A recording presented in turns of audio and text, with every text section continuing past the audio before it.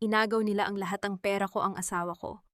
Habang nagpapakasaya sila sa hospital suite, na binayaran ko nakatayo ako sa labas, basag ang kaluluwa. Wala kang kwentang asawa, Lia, buti pa si Kizaya, mabibigyan ako ng anak. Alingaw-ngaw ng malupit na tinig ni Nico. Ngunit tapos na ang pagiging martir. Babawiin ko ang lahat. Handa na ba silang makilala ang babaeng hindi na marunong umiyak? Tiis-tiis lang, babe. Kukunin ko lang ang pera sa bangko niya tapos iiwan ko na ang baog na yon.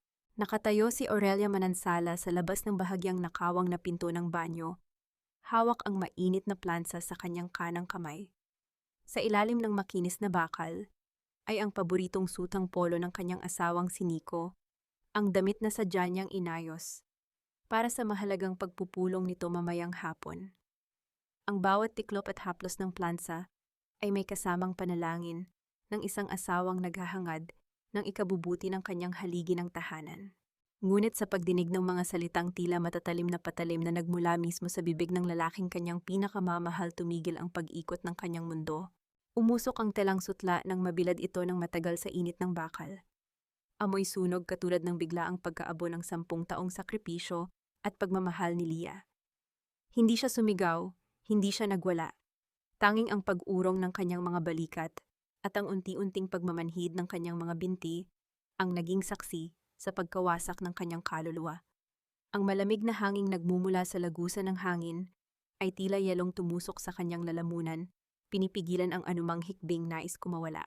Tahimik niyang hinugot ang kordon ng plansa, maingat na itinupi ang nasunog na damit at itinago ito sa pinakailalim ng basurahan. Katulad ng ginawa niya sa kanyang puso, ibinaon niya ang sakit sa pinakamalalim na bahagi ng kanyang pagkatao. Ilang oras ang lumipas, nakaupo si Lia sa loob ng kanilang marangyang sasakyan patungo sa paliparan. Isang biyahe patungong Cebu, ang kanyang idinahilan isang pain upang makita kung hanggang saan aabot ang panlilinlang ng lalaking nasa manibela. You are always working, Hon. Minsan nakakalimutan mo nang may asawa ka pala na naghihintay sa'yo sa bahay. Nagsalita si Nico habang ang isang kamay ay marahang hinaplos ang hita ni Lia. Paano tayo magkakababy niyan kung puro stress ang binibigay mo sa sarili mo? I'm doing my best to provide for us, sana mag-slow down ka rin minsan. Tinitigan ni Lia ang kamay ng kanyang asawa. Ang parehong kamay na humaplos sa kanya kagabi, ang parehong kamay na may hawak na telepono kaninang umaga, habang tinatawag siyang baog. Nakaramdam siya ng pag-akyat ng asido sa kanyang sikmura, isang matinding pagkasuklam, na pilit niyang nilunok pabalik. I'll try my best, Nico, para sa pamilya natin. Sagot ni Lia, ang boses ay kalmado ngunit ang mga mata ay tila salamin na walang sinasalamin kundi kawalan. Nang makababa siya sa paliparan, hinagkan pa siya ni Nico sa noo. Isang halik na dati ay nagbibigay sa kanya ng kapayapaan, ngunit ngayon ay nag-iwan ng lason sa kanyang balat. Hinintay niyang mawala sa paningin ang sasakyan ng asawa bago siya mabilis na pumara ng isang taxi. Sa tulong ng aparatong pang-track na palihim niyang inilagay sa kotse, sinundan niya ang direksyon ni Nico. Hindi patungo sa opisina kundi sa isang kilalang pribadong ospital sa sentro ng Maynila. Mula sa kinatatayuan ni Lia, sa likod ng isang malaking haligi sa paradahan, nasaksihan niya ang eksenang tuluyang dumurog sa natitirang piraso ng kanyang puso. Bumaba si Nico at mabilis na pinagbuksan ng pinto ang isang babaeng malaki ang tiyan. Si Kezia, ang dating sekretarya ni Nico na sinabi nitong nag-resign na dahil babalik sa probinsya. Maingat na inalalayan ni Nico ang baywang ng babae, ang mga mata nito ay puno ng pag-aalala at pagmamahal, mga emosyong matagal nang ipinagkait sa kanya. Ngunit hindi pa doon natapos ang kalbaryo. Mula sa loob ng pagamutan, lumabas ang isang pamilyar na ginang na may suot na mamahaling alahas at nakangiting sinalubong ang dalawa. Si Doña Carmen, ang ina ni Nico. Ang ginang na palaging nagrereklamo sa kanya na sumasakit ang tuhod tuwing hihingi ng pera para sa pampagamot ay ngayon masiglang yumakap kay Kezia. Make sure na sa VIP room kayo, Nico. Rinig na rinig ni Lia ang matinis na boses ng kanyang biyenan. Gamitin mo yung extension credit card ng asawa mo na nasa akin. Total wala naman siyang ibang silbi sa pamilyang ito kundi ang magbigay ng pera. At least itong si Kisaya, bibigyan ako ng totoong apo, hindi puro trabaho ang inaatupag. Napahawak si Lia sa malamig na semento ng haligi. Biglang umikot ang kanyang paningin. Ang credit card na iyon ay ipinapasara na niya sa bangko noong isang buwan pa nang mapansin niya Ang sunod-sunod na malalaking bawas paanong nagagamit pa rin ito ni Doña Carmencino sa loob ng bangko ang kasabwat ng mga ito. Sa gitna ng kaguluhang nagaganap sa kanyang isipan, kusa at marahang dumapo ang nanginginig na mga daliri ni Leah sa kanyang sariling sinapupunan. Isang patak ng luha ang lumandas sa kanyang pisngi, mainit at puno ng pighati. Ilang gabi siyang umiyak sa harap ng altar, humihingi ng himala na sana ay magkaroon sila ng anak ni Nico. Ibinigay niya ang lahat, ang kanyang yaman, ang kanyang kabataan, ang kanyang pag-unawa sa isang pamilyang itinuring siyang bangko kaysa kapamilya. Naramdaman niya ang panginginig ng telepono sa loob ng kanyang bulsa. Isang mensahe ang lumabas sa screen mula sa kanyang asawa. "Have a safe flight, hon. Miss Nakita. Nagmamadali ako ngayon sa meeting, bawi ako pag uwi mo." Dahan-dahang inangat ni Leah ang kanyang paningin. Sa kabila ng makapal na salamin ng pasilyo ng ospital, nakita niya si Nico na buong lambing na hinagkan ang noo ni Kezia habang hinihimas ang malaking tiyan nito. Habang pinagmamasdan silang tatlo na nagtatawanan na parang isang perpektong pamilya, isang malamig na tanong ang umalingaw sa madilim na isipan ni Leah. Paano mo pinapatay ang pagmamahal para sa mga taong ikaw mismo ang bumuhay? At hanggang saan aabot ang apoy ng paghihiganti ng isang babaeng tinanggalan ng karapatang maging masaya? Bumalik si Leah sa malamig at malawak na mansyon, isang bahay na itinayo mula sa kanyang pawis at dugo, ngunit ngayon ay pakiramdam niya ay isang malaking selda. Wala ang presensya ng mga taong itinuring niyang pamilya. Ang tanging sumalubong sa kanya ay ang nakakabinging katahimikan ng pagtataksil. Walang pag-aatubiling tinungo niya ang kwarto ni Doña Carmen. Maingat niyang hinalungkat ang mga drawer ng biyanan at sa ilalim ng mga makakapal na aklat ng panalangin, isang malaking kabalintunaan sa maitim nitong budhi, natagpuan niya ang isang makapal na sobre. Nanginginig ang kanyang mga kamay habang inilalabas ang mga resibo ng bank transfer. Daan-daang libong piso ang buwanang ipinapadala mula sa kaban ng kanyang kumpanya patungo sa isang account na nakapangalan kay Kezia Robles, nakamarka sa ilalim ng kategoryang charity fund. Sa pagtitig niya sa mga numerong nakasulat, tila bumalik ang lamig ng perlas na kwintas sa kanyang mga palad.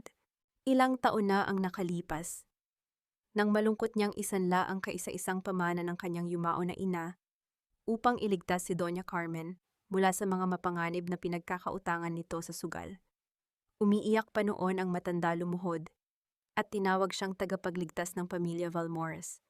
Isang malaking kasinungalingan, isang laso ng utang na loob na ginamit upang patuloy siyang sipsipin hanggang sa matuyo ang kanyang kabuhayan at pagkatao. Nabalik lamang sa kasalukuyan ang diwa ni Leah nang maramdaman niya ang sunod-sunod na pagyanig ng kanyang telepono mula sa kanyang bulsa. Pangalan ni Nico ang nakarehistro sa screen. Huminga siya ng malalim, inayos ang kanyang boses upang hindi magpahalata at sinagot ang tawag. "Nakalanding ka na ba, babe? Sorry. I wasn't able to text back earlier, medyo naging busy lang sa meeting." Masigla at punong-puno ng pag-aaruga ang tono ng lalaki mula sa kabilang linya. "By the way, na-process mo na ba yung fund transfer sa joint account natin? Kailangan na natin i-close yung investment portfolio this week. Alam mo namang ginagawa ko ang lahat ng ito para sa future natin. I am taking all the stress out of your shoulders para hindi ka na masyadong nagpapagod at baka sakaling biyayaan na tayo ng anak." Napapikit si Leah. Ang mga salitang dati ay nagpapalambot sa kanyang puso ay naririnig niya ngayon bilang mga kaluskos ng isang ahas na nagbabalat kayo. Ginamit pa nito ang kanyang kahinaang magdalang tao bilang sandata upang makuha ang kanyang yaman. "Don't worry, hon," kalmado ngunit may taglay na lamig ang sagot ni Leah. "Aayusin ko ang lahat ng dapat ayusin pag uwi ko. Hinding-hindi na kayo mahihirapan pa." Pagkababa ng tawag, pumasok si Leah sa banyo at humarap sa malaking salamin. Namumula ang kanyang mga mata, ang kanyang mukha ay bakas ang matinding pagod ng isang martir. Ngunit habang pinagmamasdan niya ang kanyang sarili, unti-unting nawala ang awa sa kanyang mga mata. Binuksan niya ang gripo, hinugasan ang kanyang mukha gamit ang malamig na tubig at maring pinunasan ang natitirang luha. Tapos na ang panahon ng pag-iyak. Paglabas niya ng kwarto, nadaanan niya ang paboritong pares ng malambot na tsinelas ni Nico na palagi niyang inihahanda sa tabi ng pinto. Dahan-dahan niya itong pinulot at walang pag-aalinlangang inihulog sa loob ng basurahan. Isang maliit ngunit pinal na desisyon, Wala nang puwang ang lalaking yon sa bahay na ito at lalong wala na itong puwang sa buhay niya. Kinuha niya ang kanyang telepono at nag-dial ng isang numero na matagal na niyang hindi nakakausap. Tia Rosa, kailangan ko ang tulong mo. Ngayon na. Hating gabi na nang makarating si Leah sa pribadong opisina ng kanyang tiyahin, isang matapang at batikang abogado na matagal nang nagbabala sa kanya tungkol sa pamilya Valmores. Tahimik na nakinig si Tia Rosa sa bawat salitang binitawan ni Leah. Ang mga mata nito ay nalilisik sa galit para sa kanyang pamangkin. Mabilis na binuksan ng matandang abogado ang kanyang laptop upang simulan ang malalimang pagsisiyasat sa mga legal na dokumento at ari-arian ng kumpanya. Habang nagbabasa ng mga file, kumunot ang noo ni Tia Rosa. May natuklasan itong isang kahina-hinalang transaksyon, isang napakalaking halaga ang binayaran kamakailan para sa isang life insurance policy na nakapangalan kay Leah. Ngunit nang suriin nito kung sino ang makikinabang sakaling may mangyari sa kanya, hindi ito ang kumpanya, kundi isang pangalan ng kumpanyang hindi pamilyar na nakarehistro sa ilalim ng pangalan ni Keziah. Isang katanungan ang nagpasikip sa dibdib ni Leah, pinaplano ba nilang pabilisin ang pagkawala niya sa mundong ito? Bago pa man maproseso ni Leah ang natuklasang iyon, huminto ang mga daliri ni Tia Rosa sa pagtipa sa keyboard. Dahan-dahang inangat ng abogado ang kanyang paningin, ang mukha ay namumutla sa isang mas mabigat na katotohanan. Leah, huminga ka ng malalim. Nanginginig ang boses ni Tia Rosa habang inililipat ang screen ng laptop paharap sa kanyang pamangkin. Ang bahay na tinitirhan niyo ngayon, ang mansyong ipinundar mo sa loob ng 5 taon, nakapangalan na ito ngayon kay Nico at sa nanay niya. May pinirmahan kang deed of donation noong nakaraang buwan na hindi mo nalalaman. Pagkapasok ni Leah sa pintuan ng kanilang mansyon, sinalubong siya ng mga ngiting hitik sa kaplastikan. Nakaupo si Nico sa sofa habang nagbabasa ng pahayagan at si Doña Carmen naman ay abala sa pag-aayos ng mga bulaklak sa mesa, tila walang anumang naganap na pagtataksil sa likod ng mga pader na ito. "Oh, nandyan ka na pala, Leah. Kamusta ang biyahe sa Cebu? Mukhang pagod na pagod ka?" Bungad ni Nico habang inilalagay ang pahayagan sa mesa. Tumayo ito at lumapit upang yakapin siya, isang kilos na dati ay nagbibigay ng init, ngunit ngayon ay nagdudulot ng panghihilakbot sa kanyang kalamnan. "Medyo mainit ang panahon doon, pero maayos naman ang trabaho," maikling sagot ni Leah. Pilit niyang ngumiti habang umiiwas sa halik ng kanyang asawa sa pisngi. Sumabat si Doña Carmen mula sa kabilang panig ng silid, ang boses ay matalas at puno ng pangungutya.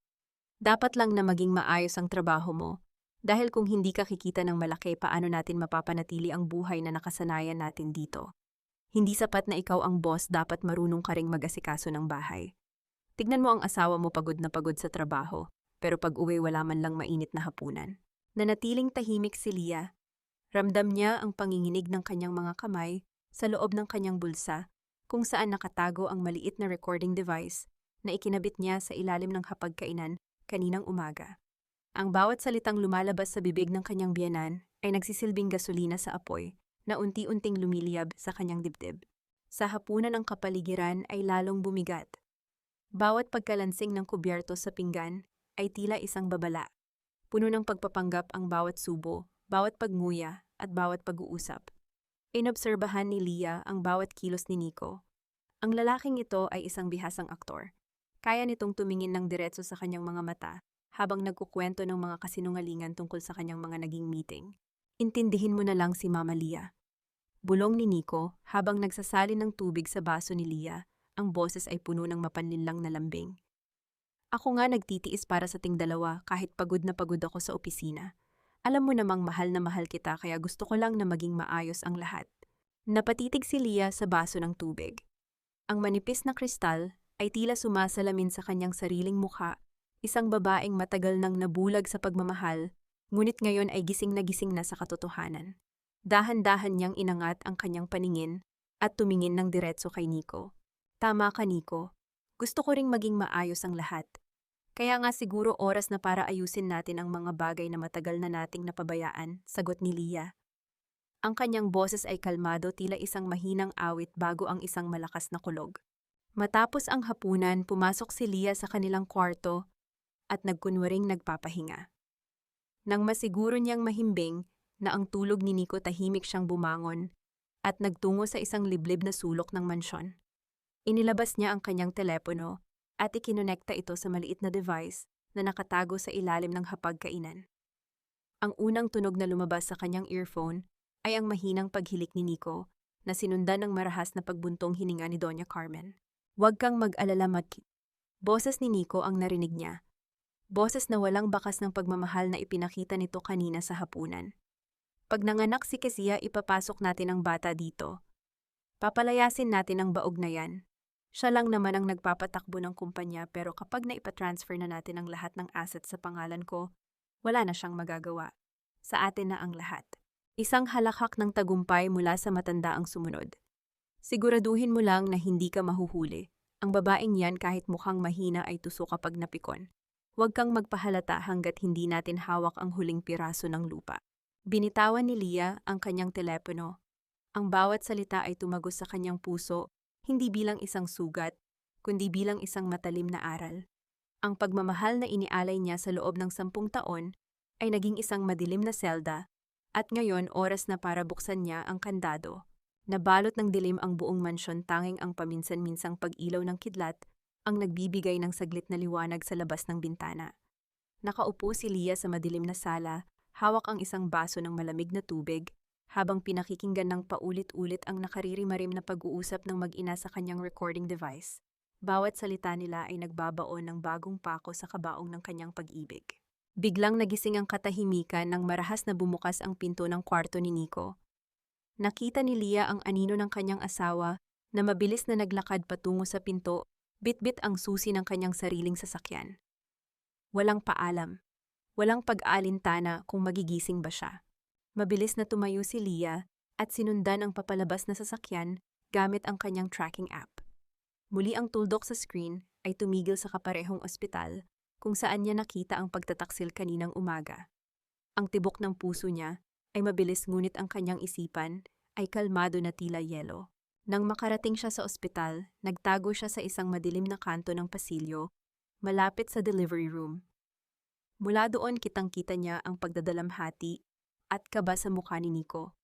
Maya-maya pa dumating si Doña Carmen, walang bakas ng pagrereklamo sa pananakit ng tuhod. Niyakap nito ng mahigpit ang anak, kapwa naghihintay sa tagapagmana ng mga Valmores. Isang matinis na iyak ng sanggol ang bumasag sa katahimikan ng pasilyo. Lumabas ang doktor na may bitbit ng ngiti, ibinabalitang maayos na naisilang ang bata. Halos maglupasay si Nico sa tuwa, umiiyak na niyakap ang kanyang ina.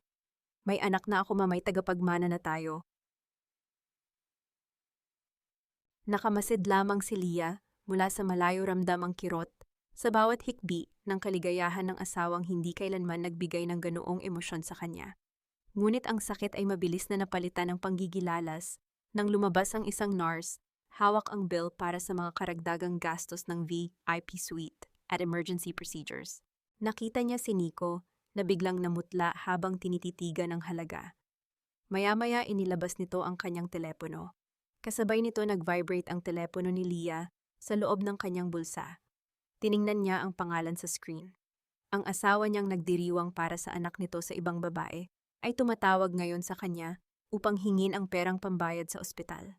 Huminga ng malalim si Leah at sinagot ang tawag, ipinapanatili ang pagiging kalmado ng kanyang boses.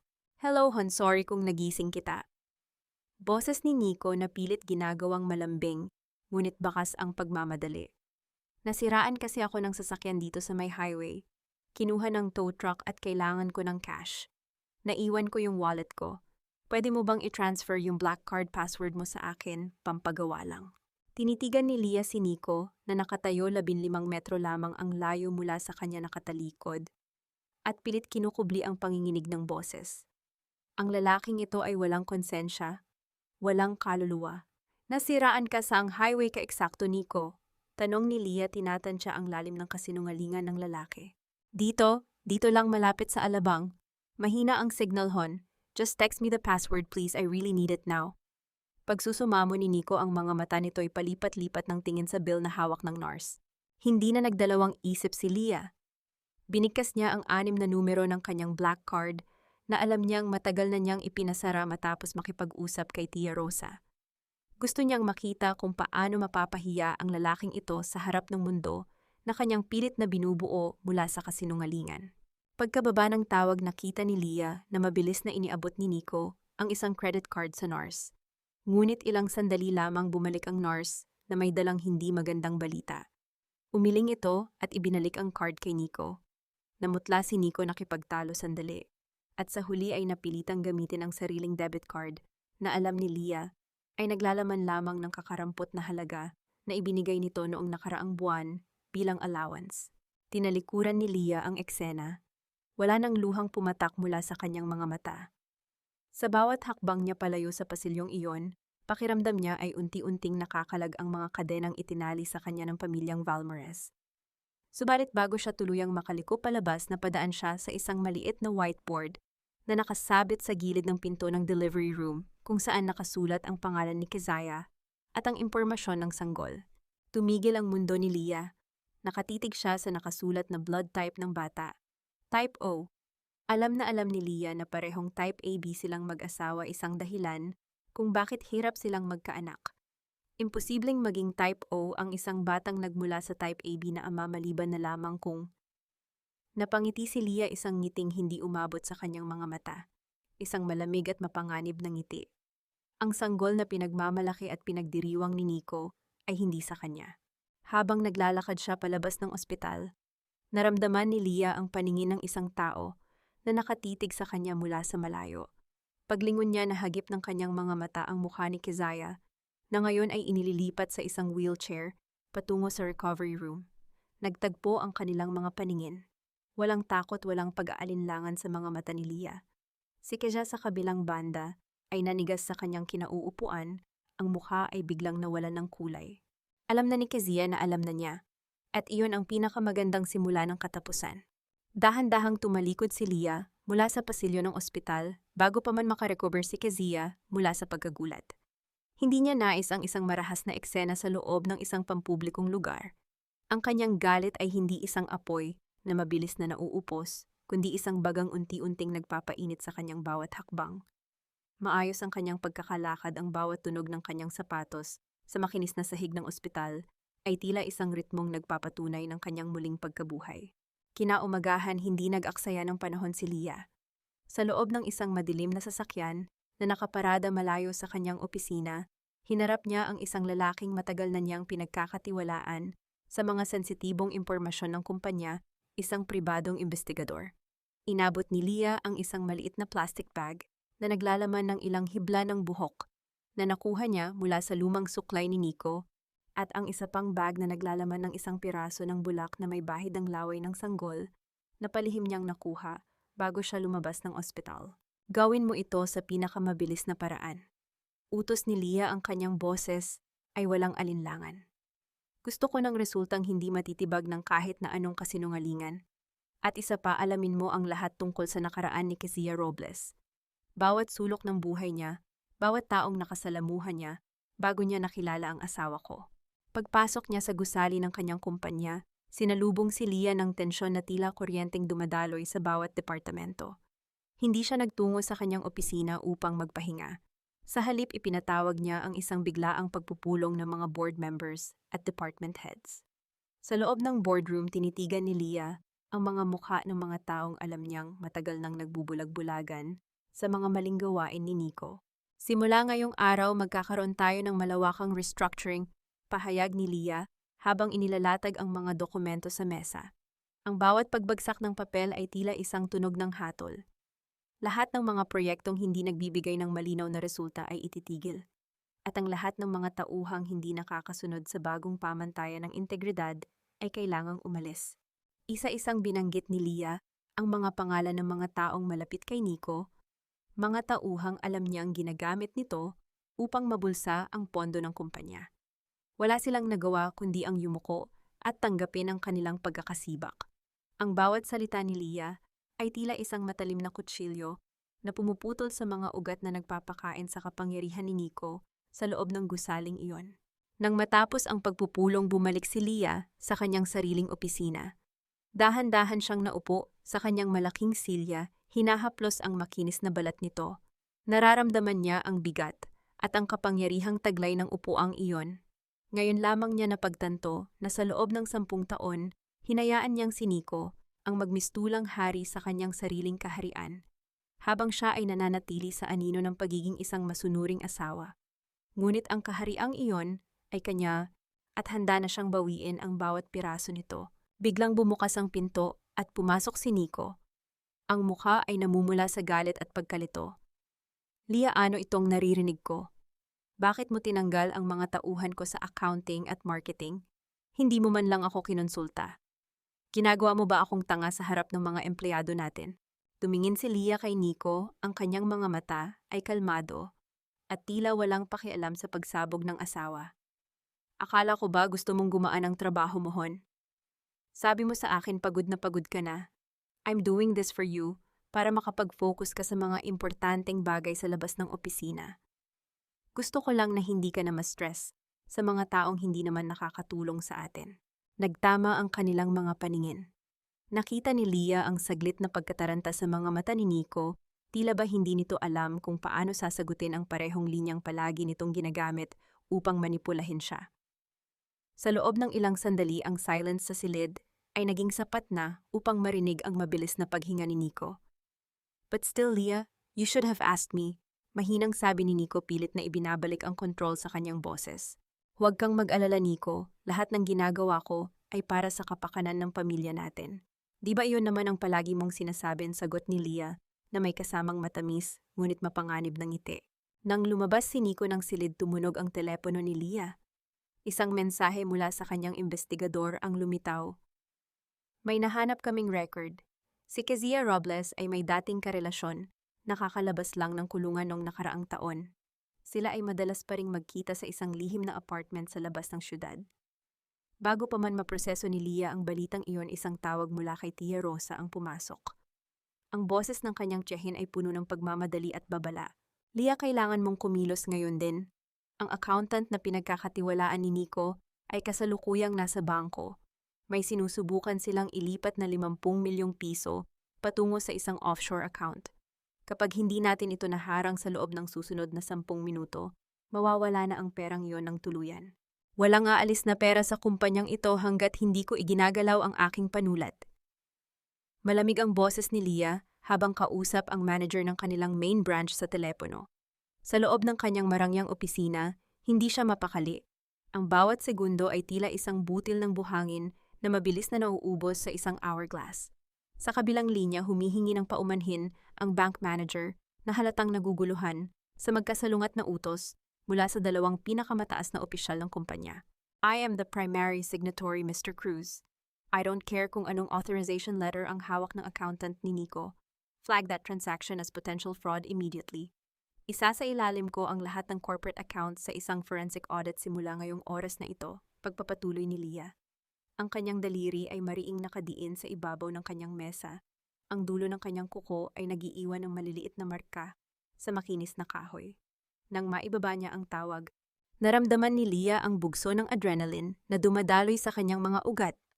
Napigilan niya ang unang malaking pag-atake, ngunit alam niyang simula pa lamang ito ng isang madugong labanan sa pananalapi. Samantala sa loob ng isang madilim at eksklusibong restaurant, hindi mapakali si Nico. Paulit-ulit niyang tinitingnan ang kanyang mamahaling relo, naghihintay ng kumpirmasyon na pumasok na ang 50 milyong piso sa kanyang itinatagong offshore account. Katabi niya si Doña Carmen na abala sa pag-inom ng tsaa. Ang mukha ng matanda ay puno ng kasakiman at pananabik. Ano na, Nico, bakit wala pa ring balita? Sabi mo ay madali lang itong ayusin. Inis na bulong ni Carmen ang kanyang mga mata, ay palipat-lipat sa paligid, tinitiyak na walang nakikinig sa kanila. Relax lang, ma. Alam mo namang maingat ang accountant natin. Sandali na lang ito at sa wakas ay hindi na tayo kailangang humingi ng pabor sa baog na yan. Sagot ni Nico, bagaman ang pawis na namumuo sa kanyang noo ay nagpapakita ng kabaligtaran ng kanyang mga salita. Biglang tumunog ang kanyang telepono. Isang mensahe mula sa kanyang tauhan sa bangko. Blocked. The accounts are frozen. Fraud alert flagged by the CEO. Halos mabitawan ni Nico ang kanyang telepono. Ang kanyang mukha ay biglang nawalan ng kulay, tila isang bangkay na binuhusan ng malamig na tubig. Hinarang niya. Hinarang ni Lia ang lahat. Ang katahimikan sa pagitan ng mag-ina ay tila isang makapal na pader ng takot at galit. Doon sa gitna ng marangyang kainan, Naramdaman nila ang unti-unting pagguho ng kanilang mga plano. Nang makauwi sila sa mansyon, sinalubong sila ng isang eksenang hindi nila inaasahan. Nakaupo si Leah sa hapagkainan, tahimik na kumakain ng hapunan, tila walang anumang nangyaring tensyon sa bangko. "Oh, nandyan na pala kayo. Bakit parang nakakita kayo ng multo?" Tanong ni Leah. Ang boses ay malambing, ngunit may kalakip na talim na tila humihiwa sa hangin. "Nabalitaan ko ang tungkol sa fraud alert sa bangko. Grabe na talaga ang mga hackers ngayon. No, mabuti na lang at mabilis ang action ko para protektahan ang pera natin." Maring nagtagis ang mga bagang ni Nico. Gusto niyang sumigaw, gusto niyang aminin na siya ang nag-utos ng transfer, ngunit hindi niya magawa. Ang bawat salita ni Leah ay tila isang paalala na hawak nito ang kanilang mga leeg. Doña Carmen naman ay hindi nakapagpigil-pilit ng ngumiti kahit nanginginig ang kanyang mga labi. "Salamat naman at maingat ka, Leah. Sayang naman ang pinaghirapan niyo kung mawawala lang sa mga magnanakaw." Sabi ng matanda, bagaman ang salitang magnanakaw ay tila bumabalik sa kanya bilang isang sumpa. Nang pumasok si Nico sa kwarto upang mag-isip ng susunod na hakbang, muli siyang nakatanggap ng tawag. Sa pagkakataong ito mula kay Keziah. Dahil sa takot na marinig ni Leah, pumasok siya sa balkonahe at pilit na hinaan ang kanyang boses. "Nico, kailangan mo nang magpadala ng pera. Nagkakagulo na rito sa apartment. Dumating ang dati kong boyfriend at hinahanap ang anak niya. Sinasabi niyang papatayin ka niya kapag hindi mo binigay ang kalahati ng nakuha mo kay Leah." Sigaw ni Keziah mula sa kabilang linya. Ang boses ay puno ng histerya at takot. Hindi alam ni Nico na sa kabilang panig ng pinto, nakasandal si Leah, nakikinig sa bawat salitang lumalabas sa bibig ng kanyang asawa. Ang kanyang puso ay hindi na kumakaba sa sakit. Sa halip, ito ay tumitibok na ngayon sa ritmo ng isang planong unti-unti nang nabubuo. Ang ugnayan ni Nico at Keziah ay nagsisimula ng mabulok mula sa loob, at ang tanging kailangan na lamang gawin ni Leah ay hayaan silang sirain ang isa't isa. "Gagawan ko ng paraan, Keziah, manahimik ka lang, Puat." Bulyaw ni Nico bago ibaba ang tawag. Paglingon niya sa pinto, laking gulat niya nang makitang nakatayo doon si Leah. Hawak ang isang baso ng gatas at may malungkot na mukha. "Sino ang kausap mo, hon? Bakit parang galit na galit ka?" Tanong ni Leah. Ang boses ay tila isang inosenteng bata. "Isang kliyente lang yon, hon. Nagka-problema sa site kaya medyo uminit ang ulo ko." Mabilis na palusot ni Nico habang pilit na ibinabalik ang kalmado sa kanyang boses. Inabot niya ang baso ng gatas mula kay Leah. Ang kanyang mga daliri ay bahagyang nanginginig sa takot na baka may narinig ang asawa sa usapan nila ni Keziah. Tinitigan siya ni Leah nang matagal. Ang mga mata nito ay tila dalawang malalim na balon na hindi maarok ang ilalim. "Sana ay huwag kang masyadong magpa-stress, Nico. Alam mo namang nandito lang ako para suportahan ka. Kahit anong mangyari, pamilya tayo, di ba?" Ang bawat salita ni Leah ay puno ng tamis, ngunit sa loob niya, ang bawat kataga ay tila lason na kanyang isinusuka. Isang malaking kabalintunaan na ang lalaking nasa harap niya ay tinatawag siyang pamilya habang nagpaplano ng kanyang pagbagsak. Kinabukasan, naging abala si Nico sa isang lihim na misyon. Dahil sa takot na mawala sa kanya si Keziah at ang batang inaakala niyang tagapagmana, nagpa siyang kumuha ng isang mamahaling condominium unit sa Makati. Isang ligtas na kuta para sa kanyang kabit at sa bata malayo sa banta ng dating boyfriend ni Keziah. Ginamit ni Nico ang mga natitirang pirma ng autorisasyon na dati nang ibinigay sa kanya ni Leah para sa mga transaksyong pangnegosyo. Sa kanyang isip, ito ang kanyang huling alas isang ari-arian na hindi direktang nakapangalan sa kanya, kundi sa isang dummy corporation na lihim niyang binuo. Hindi alam ni Nico na bawat pirma niya sa dokumento, bawat pag-abot niya ng tseke sa ahente ng real estate ay nakikita at naitatala ng investigador ni Leah. Nakatayo si Leah sa kanyang opisina, pinagmamasdan ang mga larawang ipinadala sa kanya sa pamamagitan ng mensahe. Ang bawat litrato ni Nico na masayang pumipirma ng papeles ay tila isang piraso ng puzzle na unti-unting nabubuo ang ebidensya ng embezzlement na magpapabagsak sa kanya. "Hayaan mo siyang pumirma, Tia Rosa," sabi ni Leah sa kanyang tiyahin sa telepono habang nakatanaw sa malalaking gusali sa labas. "Hayaan mong isipin niyang matalino siya. Ang perang ginagamit niya ngayon ay ang magiging pambili ng kanyang sariling posas." Sa kabilang dako, patuloy ang panggigipit ni Doña Carmen kay Leah. Isang hapon habang nagpapahinga si Leah sa sala, Lumapit ang matanda na may hawak na reseta ng gamot. Leah, kailangan ko ng karagdagang allowance. Ang mahal-mahal na ng mga gamot ko sa high blood at kailangan ko ring magpa-check up sa espesyalista. Alam mo namang tumatanda na ang biyanan mo kailangan ng sapat na kalinga.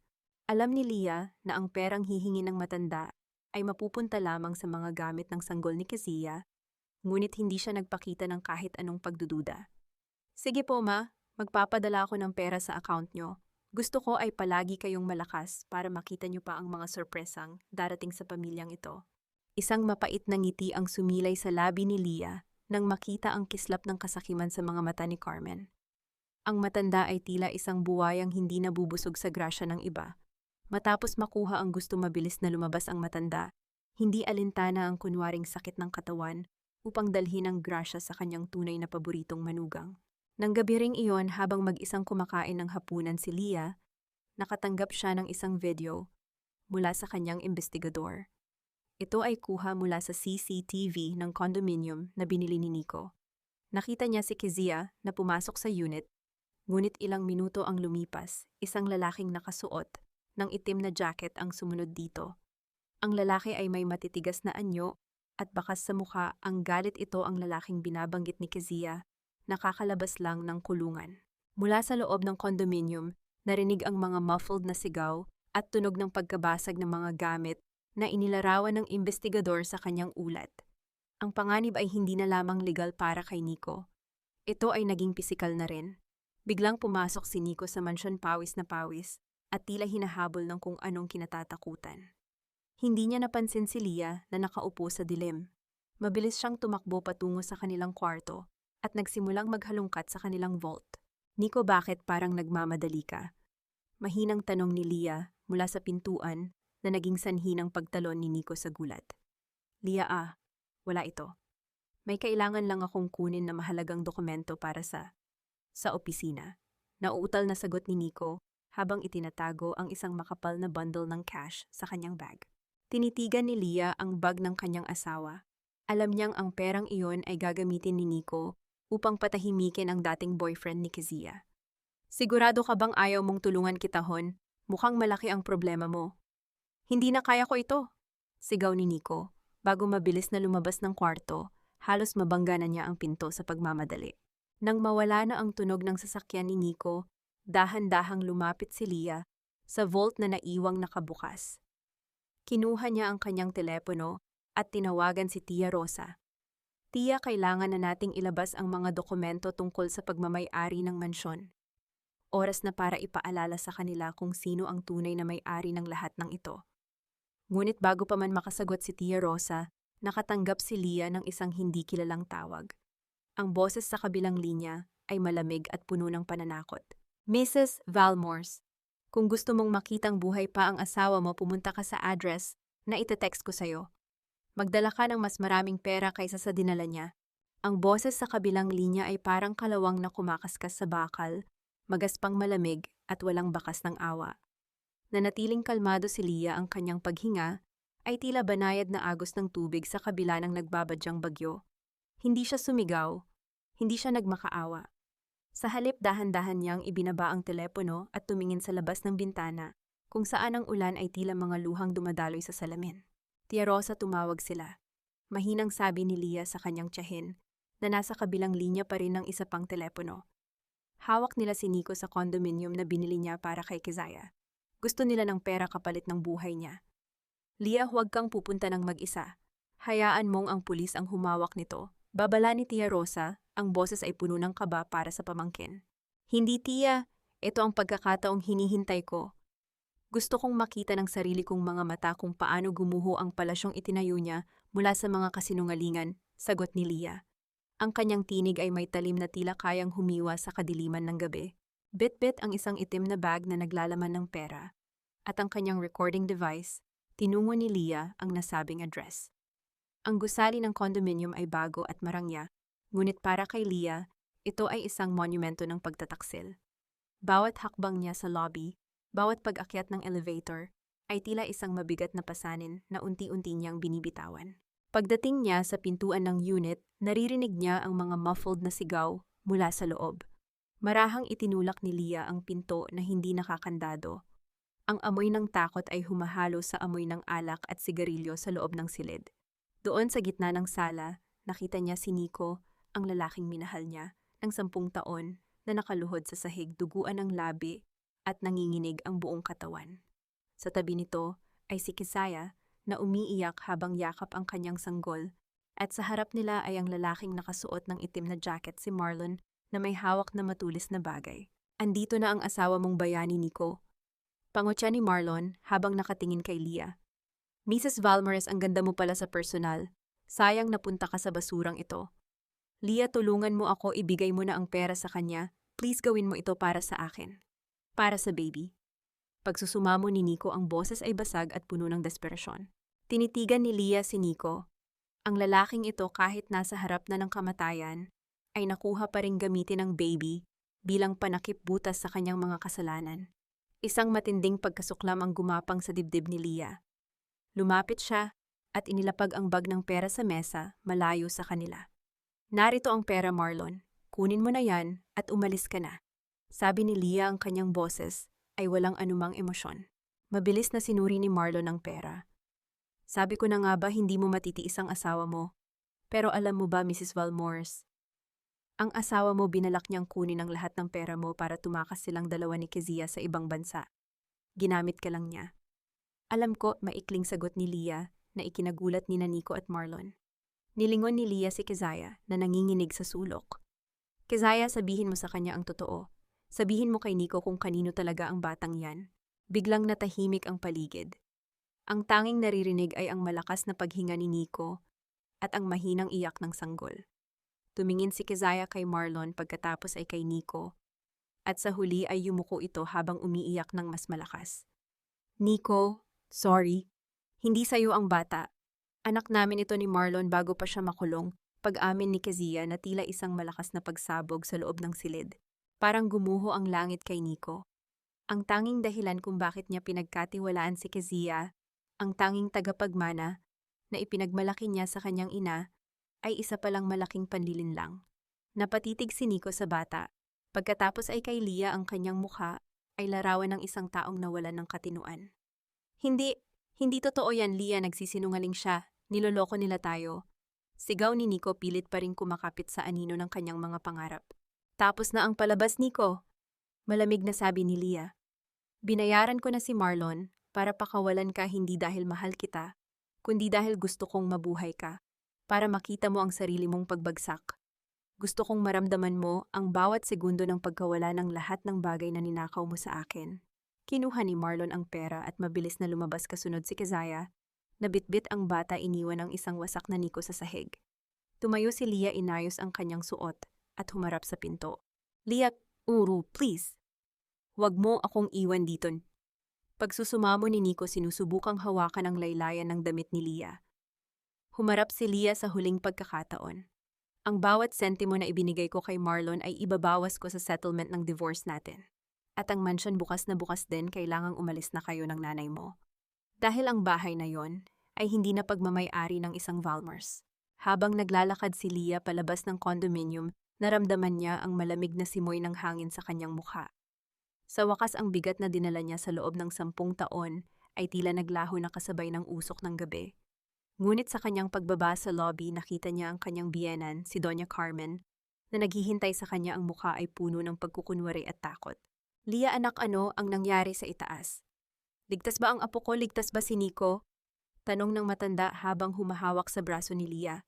Dahan-dahang inalis ni Leah ang kamay ng matanda.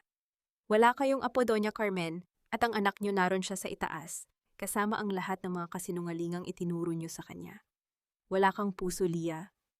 Pagkatapos ng lahat ng itinulong namin sa iyo, ganito ang igaganti mo. Isang malaking pagkakamali na pinayagan kitang mapabilang sa pamilyang ito.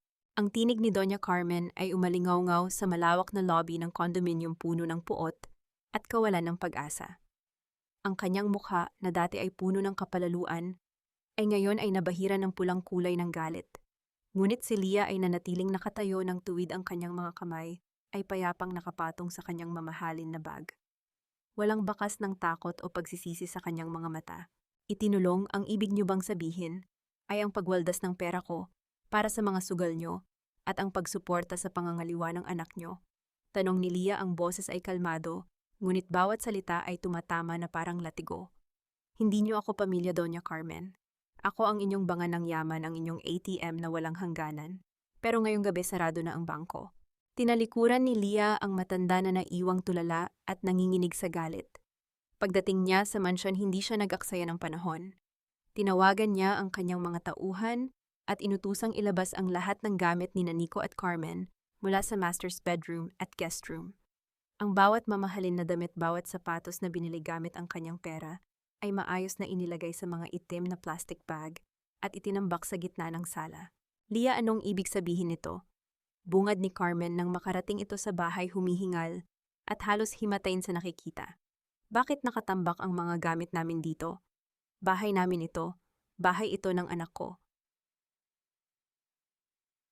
Mali kayo yan, sagot ni Leah habang dahan-dahang binubuklat ang isang asul na folder. Ang mansyong ito ay nakapangalan na sa kumpanya ko bilang kabayaran sa lahat ng perang ninakaw ni Nico. At ang deed of donation na pinirmahan nyo, na void na yon dahil napatunayan ng mga abogado ko na ginamitan nyo ito ng panlilinlang at pamimeke ng pirma. Eksaktong pagkatapos niyang sabihin iyon, ay bumukas ang pinto.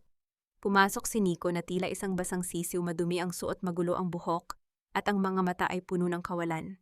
Pagkakita niya sa kanyang ina at kay Leah, napaluhod siya sa gitna ng sala. Ang dati niyang kayabangan ay tila naglaho na kasama ng kanyang mga kasinungalingan. Leah, babe, please. Pagsusumamo ni Nico, ang boses ay basag at puno ng pighati. Wala na akong mapupuntahan. Niloko ako ni Kezia. Wala sa akin ang bata. Patawarin mo ako, magsisimula tayo ulit. Gagawin ko ang lahat, magtatrabaho ako bilang janitor sa kumpanya mo, huwag mo lang kaming itapon sa kalsada. Tumingin si Carmen sa kanyang anak, pagkatapos ay kay Leah. Sa gitna ng kanyang desperasyon, sinubukan pa rin ng matanda na maging tuso. Leah, anak, pakinggan mo si Nico. Nagkamali lang ang bata. Isipin mo ang 10 taon nating pagsasama. Hindi mo kayang makita ang biyenan mo na natutulog sa ilalim ng tulay, hindi ba? Isang mapait na ngiti ang sumilay sa labi ni Leah. 10 taon niyo rin akong pinatay ng paunti-unti. Bawat salitang baog na itinawag niyo sa akin, bawat gaslighting na ginawa ni Nico, iyon ang nagpatigas sa puso ko. Lumapit si Leah kay Nico at iniabot ang isang kulay gintong sobre. Huwag kang mag-alala, Nico. Hindi ko kayo hahayaang matulog sa kalsada ngayong gabi. May inihanda akong selebrasyon para sa inyo. Isang pagtitipon kung saan nandoon ang lahat ng mga kamag-anak natin, ang mga board members at ang media. Doon natin tatapusin ang lahat. Nanginginig na kinuha ni Nico ang sobre. Ano ito, Leah? Isang party para saan? Isang party para sa aking kalayaan, sagot ni Leah. At para sa inyong huling pagtatanghal. Siguraduhin niyong nandoon kayo bukas ng gabi sa grand ballroom ng hotel. Dahil kung hindi, ang mga ebidensya ng embezzlement mo ay direktang mapupunta sa opisina ng NBI bago sumikat ang araw. Naiwan ang mag-ina na nakatingin sa gintong sobre habang si Leah ay dahan-dahang umakyat sa hagdan patungo sa kanyang silid. Sa bawat hakbang niya, nararamdaman niya ang unti-unting paggaan ng kanyang dibdib. Ngunit sa likod ng kanyang isipan, may isang maliit na alalahanin. Kanina bago siya umalis sa condominium, nakita niya ang isang pamilyar na sasakyan na nakaparada sa labas, ang sasakyan ng kanyang head of security na matagal na ring hindi nagpapakita sa kanya. Ano ang kinalaman ng kanyang sariling tauhan sa gulo ni Nico at Marlon? At anong sikreto pa ang nakatago sa loob ng gintong sobre na ibinigay niya sa kanyang asawa? Ang bawat haplos ng pulang seda sa balat ni Leah ay tila isang paalala ng bawat patak ng luhang kanyang ibinuhos sa loob ng 10 taon. Sa harap ng malaking salamin, pinagmasdan niya ang kanyang sarili. Ang dating maputla at matamlay na mukha ay ngayon ay puno ng kulay, isang matapang na pula sa kanyang mga labi na tila dugo ng kanyang muling pagkabuhay. Hindi na siya ang babaeng nagmamakaawa para sa atensyon. Siya na ngayon ang reyna na handang bawiin ang kanyang kaharian. Habang nag-aayos, pumasok sa kanyang silid si Rodolfo, ang kanyang head of security, na matagal nang hindi nagpapakita. Yumuko ito ng bahagya, tanda ng matinding paggalang. Ma'am, handa na ang lahat.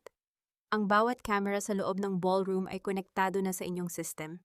Ang mga dokumentong nakuha namin mula kay Marlon ay kumpirmado na rin. Hindi lang pala pagnanakaw sa kumpanya ang ginawa ni Sir Nico, kundi pati na rin ang pagbebenta ng mga confidential property details sa inyong mga kakumpetensya. Ulat ni Rodolfo, ang boses ay seryoso at walang halong biro. Salamat, Rodolfo. Salamat sa pananatiling tapat sa akin kahit noong panahong mukhang ako na ang talo'y, sagot ni Leah habang isinusuot ang kanyang mamahaling hikaw. Napag-alaman niya na si Rodolfo ay hindi nagtaksil. Sa halip, ito ang naging mata at tainga niya sa madilim na mundo ni Nico at Marlon. Lahat ng impormasyong kailangan niya ay nagmula sa tapat na tauhang ito. Samantala sa isang maliit at maduming motel sa labas ng lungsod, hindi mapakali ang mag-inang Valmores. Pilit na binubuksan ni Doña Carmen ang kanyang jewelry box, umaasang may maibebenta pa siyang hiyas upang magkaroon ng panggastos. Ngunit laking gulat niya nang mapansin na ang bawat bato sa kanyang mga kwintas at singsing ay tila nawala ng ningning. Nico, bakit ganito ito ang mga diamante ko? Bakit mukhang mga kristal na plastic pa? Sigaw ni Carmen, ang boses ay puno ng histerya. Napayuko si Nico, hindi makatingin ng diretso sa kanyang ina. Sorry. Noong nakaraang taon nang matalo ako sa negosyo ni Kizaya, pinalitan ko ang mga yan ng mga fakes. Kailangan ko ng puhunan noon para hindi mahalata ni Leah na nawawalan tayo ng pera. Isang malakas na sampal ang dumapo sa pisngi ni Nico. Walang hiya ka, sarili mong ina ay ninakawan mo para sa babaeng yon. Ngayon, ano ang gagawin natin? Wala na tayong kahit ano. Ang tanging pag-asa na lang natin ay ang party ni Leah mamaya. Kailangan nating pumunta, ma. Kailangan nating ipakita na okay tayo, na pamilya pa rin tayo. Baka sakaling makuha natin ang awa ng mga board members at mapilitan si Leah na ibalik ako sa pwesto, sabi ni Nico habang pilit na inaayos ang kanyang lukot na tuxedo. Isang desperadong plano mula sa isang desperadong lalaki. Pagdating ng gabi, ang grand ballroom ng hotel ay nagliliwanag sa karangyaan. Naroon ang lahat ng mga kilalang tao sa lipunan, mga mamamahayag at ang mga board members ng kumpanya ni Leah. Ang bawat bulong-bulungan ay tungkol sa biglaang selebrasyon ng CEO. Pumasok ang mag-inang Valmores, na tila mga aninong pilit nagtatago sa liwanag. Pilit silang ngumingiti sa mga kakilala bagaman ang kanilang mga mata ay puno ng takot. Nang makita nila si Leah na nakatayo sa gitna ng silid, na pahinto ang lahat. Ang kanyang presensya ay tila isang malakas na magnet na humihigop ng lahat ng atensyon.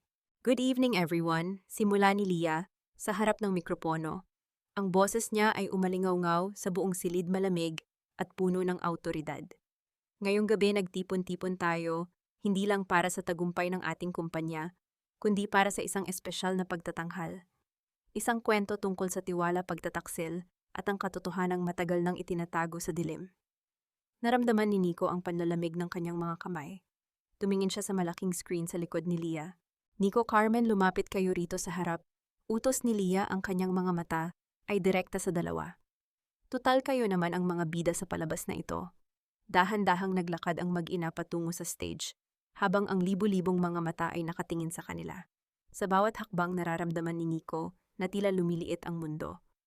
Bago natin simulan ang video, may gusto ba kayong sabihin sa lahat? Tanong ni Leah, isang mapanganib na ngiti ang sumilay sa kanyang mga labi. Tumunog ang isang malakas na feedback mula sa speaker na sinundan ng biglang pagdilim ng buong ballroom. Sa malaking screen, lumitaw ang isang imahe na hindi kailanman inakala ni Nico na makikita ng publiko ang lihim na pag-uusap nila ni Kezia tungkol sa pagpatay sa kredibilidad ni Leah at ang plano nilang tuluyang ubusin ang yaman nito. Ngunit ang hindi inaasahan ni Leah ay ang biglang pagpasok ng isang pamilyar na boses sa sound system, isang boses na hindi kasama sa kanyang inihandang video. Isang boses ng isang lalaki na nagbabanta hindi laban kay Nico, kundi laban sa kanya. Sino ang lalaking ito na tila may hawak na alas laban sa mismong reyna ng gabi? Akala mo ba ikaw lang ang may hawak ng alas, Aurelia? Akala mo ba ay malinis ang bawat hakbang mo sa pag-akyat sa trono ng kumpanyang ito? Ang tinig na iyon na nagmumula sa bawat sulok ng ballroom ay tila isang malamig na hangin na tumagos sa buto ni Leah. Tumigil ang paghinga ng mga tao.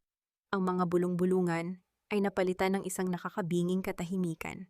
Sa gitna ng entablado sa ilalim ng maliwanag na spotlight, pakiramdam ni Leah ay biglang naging masyadong masikip ang kanyang pulang gown. Ang kanyang puso ay tumibok ng mabilis, parang isang ibong pilit na kumakawala sa hawla, ngunit nanatiling blangko ang kanyang mukha. Hindi siya pwedeng magpakita ng kahinaan sa harap ng mga taong naghihintay sa kanyang pagbagsak. Dahan-dahang bumukas ang malaking pinto sa dulo ng ballroom. Isang lalaking may edad na nakasuot ng mamahaling barong at may hawak na tungkod ang dahan-dahang naglakad papasok. Si Attorney Gardo ang matandang abogado na humawak sa mga huling habilin ng ama ni Leah, ang taong matagal nang nawala matapos ang libing ng kanyang magulang. Attorney, anong ibig sabihin nito? Tanong ni Leah, ang kanyang boses ay nanginginig ng bahagya, ngunit sapat na upang marinig ng lahat. Ibig sabihin, Leah, ay tapos na ang panlilinlang mo, sabat ni Nico, na biglang tumayo ng tuwid. Ang kaninang mukha ng pagkatalo ay napalitan ng isang mapang-uyam na ngiti. Lumapit siya kay Attorney Gardo at inalalayan ito. Akala mo ba ay hindi ko alam ang sikretong itinatago mo sa ilalim ng kumpanyang ito? Akala mo ba ay maniniwala ang lahat na ikaw ang nag-iisang tagapagmana ni Don Manansala? Inangat ni Attorney Gardo ang isang lumang folder. Hawak ko ang tunay na testamento. Isang dokumento na nagsasabing bago mamatay ang iyong ama, binawi niya ang lahat ng karapatan mo sa kumpanya dahil sa isang pagkakamaling hindi mo kailanman inamin. Ikaw, Aurelia, ay isang impostor na nagnakaw ng legacy ng sarili mong ama. Ang ballroom ay muling nabuhay sa mga bulungan ng gulat at pagkadismaya. Ang mga board members na kanina ay kakampi ni Leah ay nagsimulang mag-iwas ng tingin. Si Doña Carmen naman ay tila nabuhayan ng loob, tumayo siya ng tuwid at tumingin ng puno ng puot kay Leah. Sinasabi ko na nga ba, walang dugong marangal ang babaeng ito. Sigaw ni Carmen, ang kanyang boses ay puno ng katuwaan sa gitna ng kahihiyan ng manugang. Magnanakaw ka, Leah, magnanakaw ka sa sarili mong pamilya. Sa kabila ng ingay at ng mga mapanghusgang tingin, naramdaman ni Leah ang pagtulo ng isang malamig na pawis sa kanyang likod. Napahawak siya sa kanyang pendant, ang kaisa-isang alaala ng kanyang ama na palagi niyang suot sa ilalim ng kanyang damit. Tila naririnig niya ang tibok ng sarili niyang kaba-isang ritmo na tila sumasabay sa bawat hakbang ni Attorney Gardo patungo sa kanya. Ang lahat ng pinaghirapan niya, ang lahat ng sakripisyong ibinigay niya para sa kumpanyang ito, ay tila guguho na sa isang iglap dahil sa isang dokumentong hindi niya inaasahan. Nilingon ni Leah si Rodolfo sa gilid ng entablado, ngunit laking gulat niya nang makita ang kanyang head of security na dahan-dahang tumatango kay Attorney Gardo. Isang matinding panginginig ang gumapang sa buong katawan ni Leah. Kasabwat ba ang taong huli niyang pinagkatiwalaan? Attorney, bago niyo ilabas ang dokumentong iyan, simula ni Leah, ang kanyang boses ay malamig na parang yelo. Siguraduhin niyo muna kung sino ang nagbayad sa inyo para pekein ang pirma ng ama ko. Isang malakas na tawa ang kumawala sa bibig ni Attorney Gardo. Peke ang katotohanan ay masakit, Leah, at ang katotohanan ay hindi ka kailanman naging sapat para sa tatay mo. Habang pilit na kinakalma ni Leah ang kanyang sarili, napansin niya ang isang anino sa likod ng malaking kurtina sa stage. Isang pamilyar na anino, isang tao na dapat ay wala doon, isang tao na matagal na niyang inakalang tapos na sa buhay niya. Biglang nagkaroon ng gulo sa may pinto. Isang grupo ng mga kalalakihan na nakasuot ng uniforme ng NBI ang pumasok, ngunit hindi nila tinungo si Nico. Sa halip, lumapit sila ng diretso sa gitna ng entablado kay Leah. Mrs. Aurelia Manansala Valmores, sumama po kayo sa amin para sa karagdagang katanungan tungkol sa mga dokumentong isinumite laban sa inyo, impahayag ng opisyal. Tumingin si Leah kay Nico. Nakita niya ang tagumpay sa mga mata ng kanyang asawa. Ang bitag na inihanda niya ay tila naging bitag na ngayon para sa kanyang sarili. Habang inaalalayan siya ng mga pulis palabas, narinig niya ang huling bulong ni Nico na sapat na upang durugin ang natitirang piraso ng kanyang lakas. Sabi ko sa'yo, Leah, hindi ka pwedeng manalo sa sarili mong laro. Ngunit sa gitna ng kaguluhan, isang maliit na bagay ang bumagsak mula sa bulsa ni Attorney Gardo nang mabangga siya ng isa sa mga opisyal, isang pamilyar na panyong may bordang letrang K. Letrang K na tanging si Keziah lang ang nagmamay-ari. Ano ang kinalaman ni Keziah sa paglitaw ng matandang abogado? At sino ang tunay na mastermind sa likod ng biglaang pagbaliktad ng kapalaran ni Leah? Sa loob ng malamig na silid ng interogasyon, ang bawat patak ng tubig mula sa tumatagas na gripo ay tila tunog ng isang orasan na nagbibilang ng bawat piraso ng dangal na nawawala kay Leah. Nakaupo siya sa isang matigas na silya. Ang kanyang pulang gown ay tila isang sugat sa gitna ng maputla at madilim na paligid. Ang liwanag ng bumbilya sa itaas ay masyadong masakit sa kanyang mga mata, ngunit mas masakit ang katotohanang ang mga taong kanyang pinangalagaan ay ang siya ring humukay ng kanyang libingan. Bumukas ang bakal na pinto, naglalabas ng isang nakakangilong tunog ng kalawang na humahalik sa semento. Pumasok si Nico, hindi bilang isang nag-aalalang asawa, kundi bilang isang mananakop na handang tapak-tapakan ang kanyang biktima. May dala siyang kape, ang usok nito ay humahalo sa amoy ng lumang papel at pawis sa loob ng silid. Masarap pa ang pakiramdam na mawalan ng lahat, Lia? Tanong ni Nico, habang dahan-dahang inilalagay ang tasa sa harap niya. Ang mansyon ng kumpanya ang pangalan mo. Lahat yan ay babalik na sa akin, sa amin ni Mama. At ang pinakamasakit, ikaw pa mismo ang nag-imbita sa lahat ng tao para saksihan ang sarili mong kahihiyan. Tumingin si Lia kay Nico, ang kanyang mga mata ay nanatiling tuyo, ngunit puno ng apoy na hindi kayang patayin ng anumang bagyo. Akala mo ba ay nanalo ka na, Nico? Ang panyong nahulog ni Attorney Gardo, may borda na letrang K. Hindi ba't iyon ang panyong ibinigay mo kay Kizaya noong anibersaryo natin? Panandaliang natigilan si Nico, ang kanyang panga ay tumigas at ang kislap ng tagumpay sa kanyang mga mata ay bahagyang kumupas. Ngunit mabilis siyang nakabawi, isang mapang-uyam na tawa ang kumawala sa kanyang mga labi. Kahit anong panyo pa ang makita mo, Lia, ang dokumento ay pirmado. Ang testimonya ni Attorney Gardo ay opisyal. Sa tingin mo ba ay papakinggan ka ng mga tao ngayon ikaw ay isang akusado ng pamemeke? Isang impostor sa sarili mong pamilya? Yumuko si Nico, ang kanyang mukha ay ilang pulgada na lamang ang layo sa mukha ni Lia, sapat na upang maamoy niya ang bango ng tagumpay at panlilinlang na nagmumula sa lalaki. By the way, si Rodolfo, siya ang nagbigay sa amin ng access sa mga original files ng tatay mo. Salamat sa iyo, nalaman namin kung gaano kakadaling malinlang kapag akala mo ay may kakampi ka. Nang lumabas si Nico, muling binalot ng katahimikan ang silid. Naramdaman ni Lia ang panginginig ng kanyang mga balikat. Hindi dahil sa takot, kundi dahil sa matinding pagkasuklam. Sa gitna ng dilim, naalala niya ang mukha ng kanyang ama. Naalala niya ang bawat habilin nito, ang pagiging matatag, ang pagiging tapat, at ang pagiging maingat sa mga taong nakapaligid sa kanya. Biglang bumukas muli ang pinto, ngunit sa pagkakataong ito si Tia Rosa ang pumasok. Ang kanyang tiyahin ay tila isang anghel na nagdadala ng liwanag sa gitna ng impyerno. Mabilis itong lumapit kay Lia at hinawakan ang kanyang mga kamay na tila yelo sa lamig. Lia, makinig ka sa akin. Wala tayong oras. Bulong ni Tia Rosa, ang boses ay puno ng determinasyon. Si Attorney Gardo na nakita mo sa party, hindi siya ang totoong Gardo. Ang totoong Attorney Gardo ay nasa isang nursing home sa Baguio, matagal ng bedridden at hindi na nakakapagsalita dahil sa stroke. Ang lalaking yon ay isang aktor, isang impostor na kinuha ni Kizaya at Nico. Nanlaki ang mga mata ni Lia. Kung ganoon ang dokumento, peke ang lahat, Lia. Ngunit kailangan nating makuha ang ebidensya bago nila ito masira, pagpapatuloy ni Tia Rosa. At tungkol kay Rodolfo, huwag kang mawawala ng tiwala sa kanya. Ang pagtango niya kanina ay isang hudyat. Nililinlang niya si Nico upang malaman kung nasaan ang mga peking dokumento at ang pera na binayad nila sa aktor.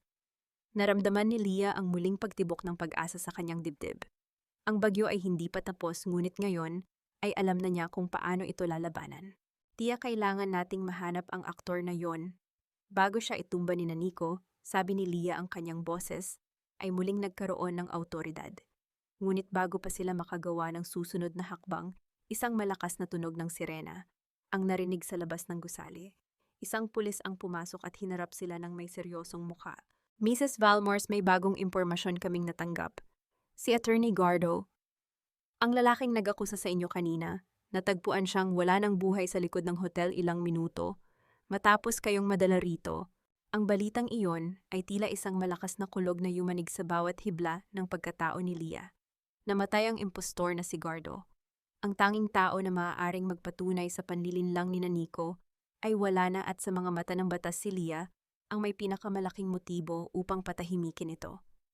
Ramdam niya ang paghigpit ng hangin sa loob ng silid. Ang bawat hininga niya ay tila may kasamang bigat ng isang kasalanang hindi niya ginawa.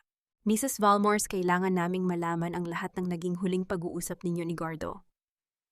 Seryosong pahayag ng pulis habang inihahanda ang recorder. Sa kasalukuyan, ikaw ang pangunahing person of interest sa krimeng ito. Bago pa man makasagot si Leah, isang malakas na pagtawa ang narinig sa pasilyo. Pumasok si Nico kasama ang kanyang abogado at may bakas ng pekeng pagdadalamhati sa kanyang muka. Leah, ano itong ginawa mo? Alam kong galit ka. Alam kong natatakot ka sa katotohanan. Pero ang pumatay ng tao, hindi ko akalain na ganito ka nakadesperada. Sabi ni Nico, ang boses ay puno ng pait para marinig ng mga opisyal. Gusto ko lang namang mabigyan ng hustisya ang legacy ni Don Manansala, pero hindi ko ginusto na may dumanak na dugo. Tinitigan ni Leah si Nico. Ang lalaking ito ay hindi lang magnanakaw at manloloko. Siya ay isang halimaw na kayang pumatay ng sarili niyang kasabwat para lamang isisi sa kanya ang lahat. Ngunit sa halip na sumuko isang malamig na kapayapaan, ang bumalot kay Leah. Tumingin siya ng diretso sa mga mata ni Nico, isang tingin na tila humuhukay sa madilim nitong kaluluwa. Nico, huwag mong gamitin ang pangalan ng ama ko sa iyong maruming laro. Ang bawat kasinungalingan mo ay may katumbas na presyo at sisiguraduhin ko na ikaw ang magbabayad niyan hanggang sa huling sentimo. Maikling sagot ni Leah, ang boses ay kalmado, ngunit may taglay na awtoridad. Samantala sa loob ng mansyon ng mga Manansala nagdiriwang na si Doña Carmen.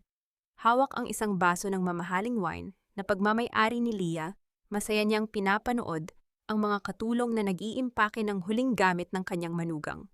Ang bawat gamit na inilalabas ay tila isang tagumpay para sa kanya. Bilisan niyo ang pagtatapon ng mga basurang iyan, sigaw ni Carmen sa mga katulong. Sa wakas ang bahay na ito ay malinis na mula sa babaeng iyon. Ngayon kami na ang tunay na may-ari ng bawat sulok nito. Hindi alintana ng matanda na sa isang madilim na sulok ng sala, nakatayo si Rodolfo.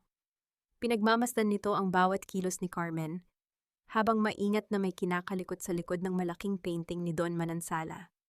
Matapos ang ilang sandali, dahan-dahang lumabas si Rodolfo, dala ang isang maliit na memory card na nakuha niya mula sa isang nakatagong camera, isang camera na ikinabit ni Leah noong nakaraang buwan nang magsimula ang kanyang hinala. Bumalik si Rodolfo sa police station at sa tulong ni Tia Rosa, palihim na naipaabot ang impormasyon kay Leah.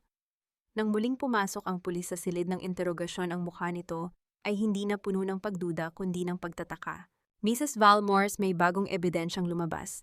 May kuha ng CCTV sa likod ng hotel kung saan natagpuan ang biktima. Nakita doon ang isang lalaki na pamilyar ang anyo na kasuot ng jacket na may itim na hood, pahayag ng pulis, habang inilalabas ang isang screenshot mula sa video. Nanlaki ang mga mata ni Nico nang makita ang larawan. Kahit malabo ang hugis ng katawan at ang paraan ng paglalakad, ay hindi maikakaila. Si Marlon, ang dating boyfriend ni Keziah. Ang lalaking binayaran ni Nico upang manahimik, ngunit tila may sariling plano para sa kanyang share sa nakaw na yaman. Nico, mukhang hindi ka lang sa akin nagtaksil. Pati ang mga tauhan mo ay tinatalikuran ka na rin. Sabi ni Leah, isang mapait na ngiti ang sumilay sa kanyang mga labi. Biglang nagkaroon ng kaguluhan sa labas. Isang nurse mula sa ospital kung saan nanganak si Keziah ang dumating kasama ang isang legal counsel. May dala itong isang dokumento na tila huling pako sa kabaong ni Nico. Nandito po ako para ibigay ang opisyal na resulta ng DNA test na ginawa sa ilalim ng utos ng Cortes, pahayag ng nurse, at kasama nito ang testimonya ni Keziah Robles bago siya tuluyang umalis ng bansa. Nanginginig na kinuha ni Nico ang dokumento. Sa bawat salitang binabasa niya, tila nawawala ang kulay ng kanyang mukha. Ang katotohanan ay hindi na lamang tungkol sa bata. Ito ay tungkol sa isang mas malaking krimen na kinasangkutan nila ni Marlon, ang unti-unting paglason sa ama ni Leah bago ito pumanaw. Nayanig si Leah. Ang kanyang ama ay hindi namatay sa natural na sakit. Pinatay ito ng mga taong pinagkatiwalaan niya. Ang galit na nararamdaman niya ay hindi na lamang para sa kanyang sarili. Ito ay para sa hustisya ng kanyang pamilya. Nico Valmores, hindi ka lang magnanakaw at manloloko. Ikaw ay isang mamamatay tao. Bulong ni Leah, ang boses ay puno ng matinding pighati at galit. Sa gitna ng tensyon, biglang bumukas ang pinto at pumasok ang isang opisyal ng bangko. Wait, may huling transaksyong naganap sa personal account ni Nico Valmores. Isang malaking halaga ang inilipat kay Marlon 5 minuto bago mangyari ang pagpaslang kay Attorney Gardo. Ang bawat piraso ng puzzle ay unti-unti nang nabubuo Ngunit ang huling katanungan ay nananatili na saan si Marlon at ano ang susunod niyang hakbang ngayong wala na siyang matatakbuhan. Leah, please patawarin mo ako, nagkamali lang ako, nabigla lang ako sa lahat. Ang tinig ni Nico ay halos malunod sa hagupit ng ulan na tila walang katapusan ang pagbuhos sa tapat ng gusali ng istasyon ng pulisya. Nakaluhod siya sa basang semento, ang kanyang mamahaling tuksido ay puno na ng putik at dumi habang ang kanyang buhok ay nakadikit na sa kanyang namumutlang mukha. Ang lalaking dati ay tinitingala bilang isang matagumpay na negosyante ay mukhang isang gusgusing pulubi na nagsusumamo para sa isang baryang habag. Dahan-dahang lumabas si Leah mula sa loob ng gusali payong na itim, ang hawak ni Rodolfo para sa kanya. Ang kanyang tindig ay tuwid, ang kanyang mukha ay kasing lamig ng hanging dala ng bagyo. Pinagmasdan niya ang lalaking minahal niya ng 10 taon, ang lalaking pumatay sa kanyang ama, nagnakaw ng kanyang yaman at pumatay sa kanyang pagkatao ng paunti-unti. Nakamamatay ang pagkakamali mo, Nico. Pinatay mo ang tatay ko. Pinatay mo ang tiwalang ibinigay ko sa iyo ng buot at malamig na sagot ni Leah. Ang kanyang boses ay hindi sumisigaw, ngunit bawat salita ay tila isang kidlat na tumatama sa puso ni Nico. Ginawa ko lang yon dahil natatakot ako na baka bawiin niya ang lahat sa akin. Dahil mahal kita, Leah. Gusto ko lang na maging sapat para sa'yo. Pagsisinungaling pa rin ni Nico, ang kanyang mga mata ay puno ng pekeng luha na humahalo sa patak ng ulan. Isang mapait na tawa ang kumawala sa mga labi ni Leah. Hindi mo ako minahal, Nico. Minahal mo ang bawat sentimo na dala ng pangalan ko. Minahal mo ang kapangyarihang ibinigay ko sa'yo habang ako ay nagpapakabaog sa lungkot at pagtatrabaho. Ang pag-ibig ay hindi lumalason, Nico. Ang pag-ibig ay hindi pumapatay. Sa gilid nakita ni Leah si Doña Carmen na pilit ding lumalapit, ngunit hinarang ito ng mga pulis. Ang matanda ay sumisigaw, isinusumpa si Leah, ngunit ang kanyang tinig ay tila isang mahinang kaluskos na lamang sa pandinig ng babaeng muling nabuhay. Ang matandang biyena na dati ay kinatatakutan niya ay ngayon ay isang kaawa-awang anino na lamang ng nakaraan. Leah, maawa ka, ako ang nanay ng asawa mo, hindi mo kami pwedeng hayaang mabulok sa kulungan. Sigaw ni Carmen habang pilit na inaabot ang laylayan ng damit ni Leah. Hindi lumingon si Leah sa matanda. Ang kanyang atensyon ay nanatili kay Nico. Dahan-dahan niyang inalis ang kanyang kamay mula sa pagkakahawak sa payong at kinuha ang kanyang kaliwang kamay. Doon nagniningning ang gintong singsing na simbolo ng kanilang sumpaan, isang sumpang matagal nang nilapastangan. Inangat ni Leah ang kanyang kamay at tinitigan ang singsing sa huling pagkakataon. Walang pag-aalinlangan, dahan-dahan niyang hinugot ang singsing mula sa kanyang daliri. Pakiramdam niya ay may isang mabigat na kadena na biglang naputol. Ang bawat luhang ibinigay ko sa iyo, Nico, ay bayad na. Ang bawat gabing hindi ako nakatulog dahil sa mga kasinungalingan mo ay tapos na, sabi ni Leah. Binitawan ni Leah ang singsing. Ang maliit na piraso ng ginto ay dahan-dahang nahulog, tumalbog ng bahagya sa semento bago tuluyang lumubog sa isang malalim na bungnukbun sa ilalim ng tuhod ni Nico. Kasabay ng pagbagsak ng singsing ay ang huling patak ng luha ni Leah, isang luha ng pagpapaalam, hindi sa lalaking ito, kundi sa tangang bersyon ng kanyang sarili na nabulag ng pag-ibig. Rodolfo, tara na! May bago pa akong buhay na kailangang simulan, utos ni Leah nang hindi na muling tumitingin sa likod. Habang naglalakad si Leah patungo sa kanyang sasakyan, narinig niya ang huling sigaw ng desperasyon ni Nico na sinundan ng tunog ng pag-click ng posas sa kanyang mga kamay. Ngunit sa pagkakataong ito, hindi na lumingon si Leah. Ang bawat hakbang niya palayo ay tila isang awit ng kalayaan. Ang dilim ng gabi ay unti-unti nang napapalitan ng liwanag ng mga ilaw sa kalsada, tanda na sa kabila ng pinakamalakas na bagyo ang umaga ay laging darating. Sa loob ng sasakyan, kinuha ni Leah ang kanyang telepono at tiningnan ang litrato ng kanyang ama. Tay, tapos na po, malaya na tayo. Nakalabas na ang warrant of arrest para kay Marlon matapos itong isuko ng kanyang sariling mga tauhan. Ang lahat ng ebidensya ay selyado na. Ngunit bago tuluyang isara ni Leah ang kanyang mga mata para sa isang mahimbing na tulog, na matagal na niyang hindi nararanasan, isang huling mensahe ang pumasok sa kanyang telepono mula sa isang hindi kilalang numero. Hindi pa tapos ang lahat, Leah. Ang huling lihim ng tatay mo ay hindi mo pa natutuklasan. Sariwang sikat ng araw ang bumabati sa bagong penthouse ni Leah, malayo sa madilim at mapanglaw na mansyong naging saksi ng kanyang pagdurusa. Wala na ang mga mabibigat na kortina. Sa halip ang malalaking bintanang gawa sa salamin ay nagpapahintulot sa liwanag na yumakap sa bawat sulok ng silid. Ang amoy ng sariwang sunflowers ay humahalimuyak sa hangin isang bulaklak na palaging humaharap sa liwanag kahit gaano pa kalakas ang bagyong nagdaan. 6 na buwan na ang nakalipas mula nang gumuho ang mundo ni Nico at Doña Carmen. Sa isang maikling balita sa telebisyon kagabi na lamang nahatulan na ng habambuhay na pagkabilanggo si Nico Valmores para sa kasong pagnanakaw at pagkakasangkot sa pagkamatay ni Don Manansala. Si Doña Carmen naman matapos maubos ang natitirang yaman sa mga abogado ay ngayon ay naninirahan sa isang maliit na kwarto sa bahay ng isang malayang kamag-anak na dati ay hinahamak niya. Ang karma ay tila isang malupit na salamin. Nakikita na ngayon ng matanda ang sarili niyang pagmamalupit sa paraan ng pagtrato sa kanya ng mga taong nakapaligid sa kanya. Lia, handa ka na ba? Kanina pa naghihintay ang mga bata sa foundation. Tawag ni Tia Rosa habang pumasok sa silid. Ang boses ng kanyang tiyahin ay puno ng sigla at pagmamalaki. Sandali na lang, Tia. May kailangan lang akong tapusin, bata. Sagot ni Lia.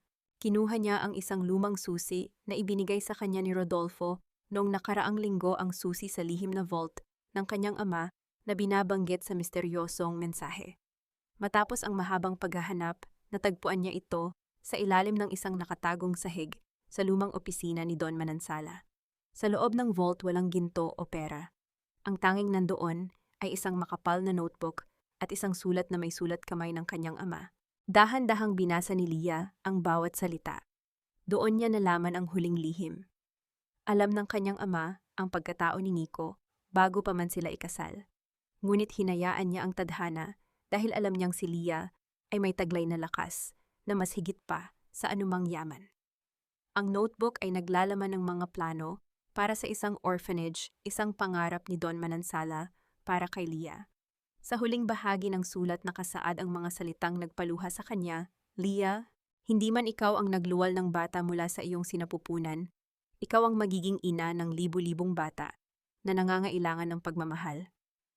Ang iyong pagiging baog ay hindi sumpa, kundi isang paraan ng langit upang ibigay sa iyo ang mas malaking pamilya. Isang mainit na pakiramdam ang lumaganap sa dibdib ni Lia. Sa wakas ang bawat sugat sa kanyang puso ay tuluyan ng naghilom. Ang katotohanan ay hindi na isang pabigat kundi isang pakpak na nagbibigay sa kanya ng kakayahang lumipad.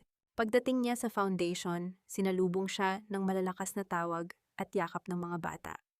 Sa gitna ng katuwaan, lumapit si David, ang kanyang bagong business partner, na matagal nang nagpapakita ng tahimik na paghanga sa kanya.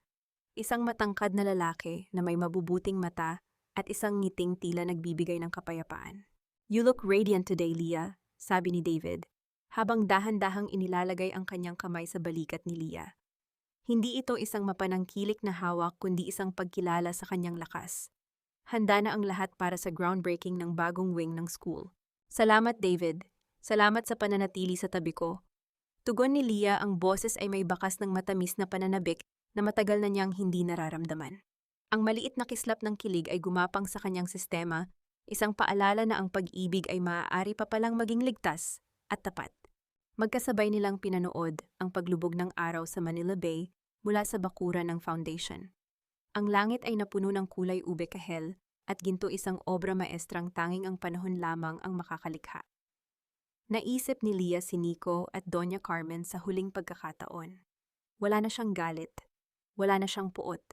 Pinatawad na niya ang kanyang sarili sa pagiging marupok at sa pagpapatawad na iyon, natagpuan niya ang tunay na kalayaan.